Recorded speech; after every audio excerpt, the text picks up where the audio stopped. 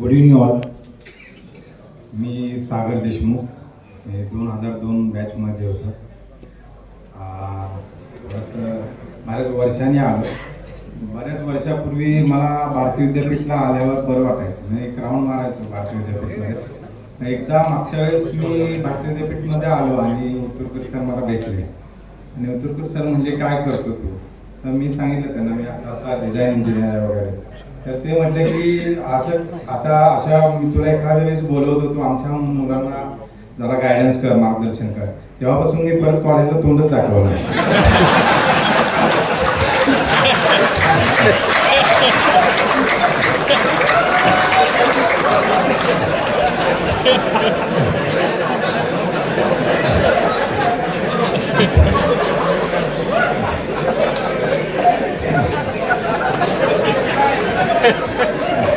Actually आमच्या बॅचमध्ये 2002 मध्ये आम्ही होतो. त्यामध्ये आम्ही म्हणजे एवढे अभ्यासू नव्हतो. आम्ही थोडेसे हे असे आवडिया म्हणतात तशा टाईपमध्ये होतो. तर मी माझे ज्युनियर जे असतात त्यांना मी सांगायचो आम्ही भारतीय विद्यापीठमध्ये असा एन्जॉय करायचो, असे गॅदरिंग करायचो. आणि दादा होतो मी भारतीय विद्यापीठमध्ये. तर ते इथे येऊन विचारायचे विद्यार्थी की बाबा खरंच हे सागर देशमुख जे सांगतात ते खरंच आहे का? तर त्यांना त्यांची आता आमचा बॅचमेट आहे तो कंसे सर म्हणून आहे. तर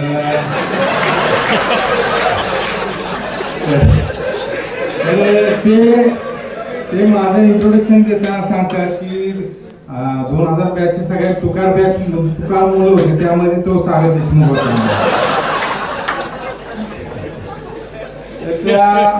मला एवढंच सांगायचं की ती आमची जी तुकार बॅच होती, म्हणजे तुकार बॅच मध्ये आम्ही जी मुलं होतो त्यामध्ये सगळ्यात जास्त मोठा तुकार जो आहे तो जेजुरी देवस्थानचे चेअरमन अनिल सौंदाळे आहेत, ते तिथे उभे आहेत.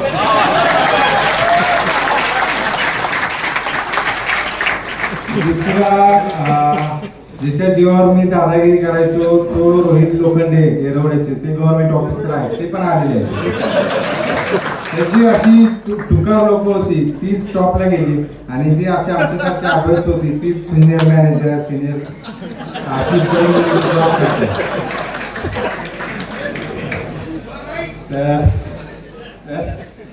आणि मी जरी सिनियर मॅनेजर असलो तरी सामाजिक ह्याच्यात मी काम करत असतो, त्यामुळे बऱ्याच लोकांना मी माहिती आहे. आणि हे जे सगळं घडवलं, कारण की आपले जे प्रेरणा स्रोत आहेत आपले पतंगराव कदम साहेब, त्यांच्याकडे बघूनच आम्ही शिकलो की शून्यातून जग विश्व कसं निर्माण. आपण बघितलं काही नव्हतं तिथं, म्हटलं तर डोकर फिरायचं, सगळे डोकरासाठी फेमस होतं सगळं पटांगण. तिथं स्वर्ग निर्माण करण्याचं काम आपले पतंगराव साहेबांनी केलं.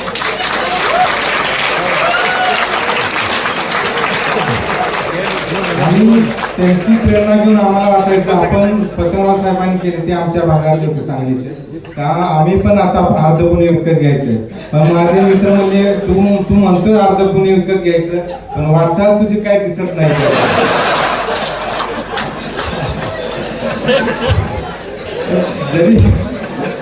जरी आम्ही पुणे विकत घेऊन शकलो नाही तरी पण आम्ही जगात कसं जगायचं, कसं समाधानी राहायचं, कसं आनंदी राहायचं हे सर्वांना मार्गदर्शन करतो. कारण आपल्या जीवनाचं अंतिम ध्येय हे जीवन आनंदी जगणे आहे.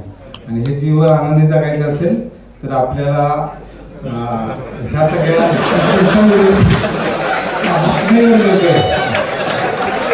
आणि मला एकच खंत वाटते की आम्हाला ते आमच्या बॅचचे कन्सेसर आहे यांनी सांगितलं, त्या जे कलाकार होते त्यांचं मला खरंच कौतुक करावं असं. खूप छान पद्धतीने त्यांनी कला प्रस्तुत केली. आम्ही पण मागच्या ॲल्युमिनीला आधुनिक रामायण केलं होतं, त्यामध्ये मीच डायरेक्टर प्रोड्युसर सगळं मीच होतो. आणि माझ्यावर जे लक्ष्मण होते ते भारतीय विद्यापीठचे आर्मीचे हेड राहुल पाटील ते तिथे बसलेले आहेत, ते लक्ष्मण होते. आणि बाकी राक्षस गँग काय आली दिसत नाही. मला जर त्यांनी सांगितलं असतं की असं काहीतरी प्रोग्राम आहे तर आम्ही आधुनिक रामायण रिटर्न म्हणून परत केला असता.